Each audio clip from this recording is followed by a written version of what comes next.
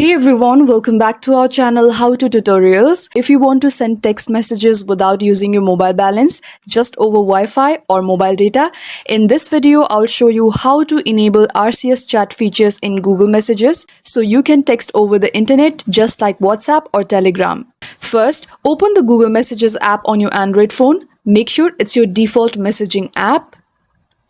Tap the profile icon or three dots in the top right corner and tap on Messages Settings and go to RCS Chats and turn on the toggle for it.